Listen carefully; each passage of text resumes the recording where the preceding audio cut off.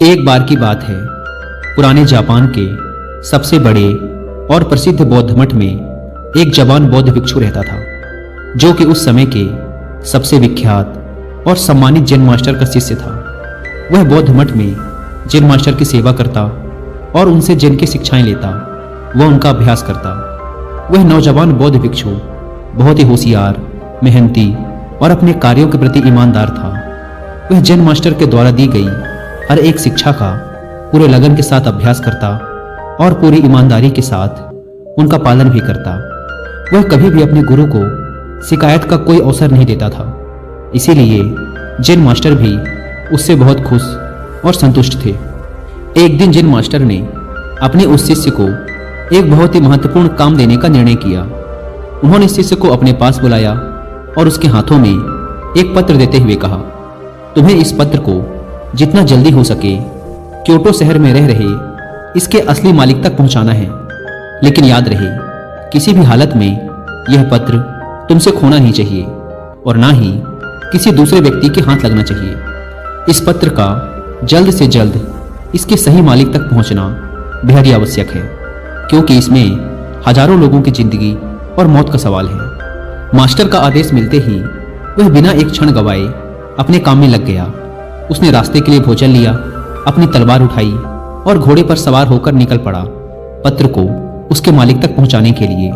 वह अपने घोड़े को तब तक तेजी से दौड़ाता रहा जब तक वह एक बड़ी सी नदी के किनारे नहीं पहुंच गया, जिसे पार करने के लिए एक सकरा सा पुल बना हुआ था। उस पुल के दूसरी तरफ एक समुराई योद्धा अपनी तलवार लिए हुए खड़ा था, जिसने उन पहले 100 लोगों से युद्ध करने की कसम खा रखी थी जो उस पुल को पार करेंगे। अब तक वह वहां से गुजरने वाले 99 लोगों से युद्ध करके उन्हें मौत के घाट उतार चुका था, और अब वह यहां से गुजरने वाले उस 100वें व्यक्ति का बड़ी ही बेसब्री से इंतजार कर रहा था, जिसे युद्ध में मौत की नींद सुलाकर वह अपनी प्रतिज्ञा पूरी कर सके। जैसे ही उस नौजवान बौद्ध भिक्षु का घोड़ा उस पुल पर चढ़ता है, समुराई अपनी गरजती हुई आवाज में बोलता है, तुमने इस पुल पर कदम रख दिया है, इसीलिए अब तुम्हें मुझसे युद्ध करना होगा। अपनी तलवार निकालते हुए समुराई चिल्लाया, मरने के लिए तैयार हो जाओ। अपनी मौत को अपनी तरफ आता देख वो बौद्ध भिक्षु अंदर ही अंदर बहुत डर गया। लेकिन तभी उसे अपने गुरु की बात याद आती है कि पत्र बहुत महत्वपूर्ण है, यह किसी दूसरे व्यक्ति के हाथ नहीं लगना चाहिए। वह समुराई से पत्र की महत्वता के बारे में बताता है और उससे प्रार्थना करता है कि वो उसे उस पत्र को उसके गुरु तक वापस पहुंचा देने दे, और वह वचन देता है कि पत्र वापस करने के बाद वह जरूर उससे युद्ध करने वापस आएगा। समुराई उसकी बात मान लेता है और उसे वापस जाने देता है।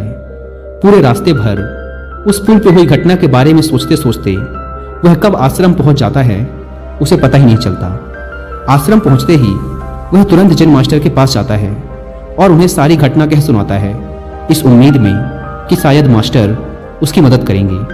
लेकिन पूरी बात सुनने के बाद मास्टर सिर्फ इतना ही कहते हैं, मेरे पास ऐसा कोई तरीका नहीं है जिससे तुम एक समुराई योद्धा को तलवारबाजी में हरा सको, इसीलिए तुम्हारी मौत तो निश्चित है। लेकिन हाँ, मैं तुम्हें मृत्यु का सामना करने का सबसे अच्छा तरीका जरूर बता सकता हूँ। जब तुम उस पुल पर पहुंचो तो अपनी तलवार को अपने सर के ऊपर उठाना और अपनी आंख बंद कर लेना और पूरी शांति के साथ खड़े होकर इंतजार करना। जब तुम्हें महसूस हो कि कुछ ठंडी चीज तुम्हारी खोपड़ी को छू रही है तो यही तुम्हारी मृत्यु होगी। इसके बाद वह नौजवान बौद्ध भिक्षु दोबारा अपने सफर पर निकल पड़ता है। इस बार वह अपनी मौत का सामना करने के लिए पूरी तरह से तैयार था। इस बार ना तो उसके अंदर कोई घबराहट थी और ना ही किसी प्रकार का डर। जब वह उस पुल पर पहुंचता है जहां समुराई उसका इंतजार कर रहा था, तो वह ठीक वैसा ही करता है जैसा मास्टर ने उससे कहा था। वह अपने दोनों हाथों से तलवार को सिर के ऊपर उठाता है और आंख बंद करके मौत के ठंडे स्पर्श का इंतजार करने लगता है। जब समुराई उस नौजवान बौद्ध भिक्षु को ऐसी अवस्था में देखता है तो वह समझ जाता है कि जरूर यह भिक्षु किसी सच्चे महान गुरु से मिलकर आया है, क्योंकि उसने आज से पहले आंख बंद किए हुए तलवारबाजी की ऐसी मुद्रा और लड़ाई से पहले चेहरे पर इतनी शांति कभी नहीं देखी थी। उसने ध्यान से देखा, भिक्षु के चेहरे पर ना तो मौत का डर था और ना ही किसी प्रकार की कोई घबराहट। उसने अपनी तलवार नीचे रख दी और अपने घुटनों पर बैठकर हाथ जोड़कर कहने लगा, हे महान गुरु, मुझे मेरे इस मूर्खतापूर्ण दुस्साहस के लिए माफ करें और अपना शिष्य बनाएं, ताकि मैं आपसे अद्भुत तलवारबाजी की कलाएं सीख सकूं। दोस्तों, वो बौद्ध भिक्षु हम हैं और वो समुराई हमारे जीवन की सबसे विकट समस्याएं। कई बार हम ऐसी स्थिति में फंस जाते हैं जहां से बाहर निकलने का हमें कोई रास्ता नजर नहीं आता। तब ऐसी परिस्थिति में हमें खुद को शांत, पूरी तरह से शांत रखने की जरूरत होती है। सोचिए, अगर उस जवान भिक्षु ने समुराई के सामने अपने प्राणों की भीख मांगी होती या उसके सामने रोया गिड़गिड़ाया होता, तो बहुत बड़ी संभावना थी कि समुराई उस पर हंसता और अगले कुछ ही पलों में उसे टुकड़ों में काट देता। या फिर अगर उस भिक्षु ने डर कर, घबराहट और जल्दबाजी में समुराई पर हमला कर दिया होता, तब भी उसका यही परिणाम होता।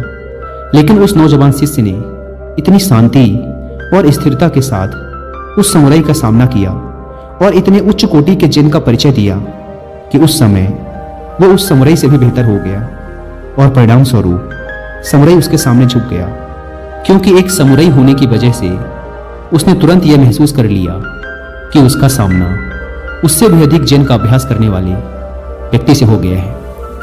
तो चाहे परिस्थितियां कितनी भी खराब क्यों न हो, कितना भी मुश्किल लगे उनका सामना करना, इस नौजवान भिक्षु की कहानी को याद रखना।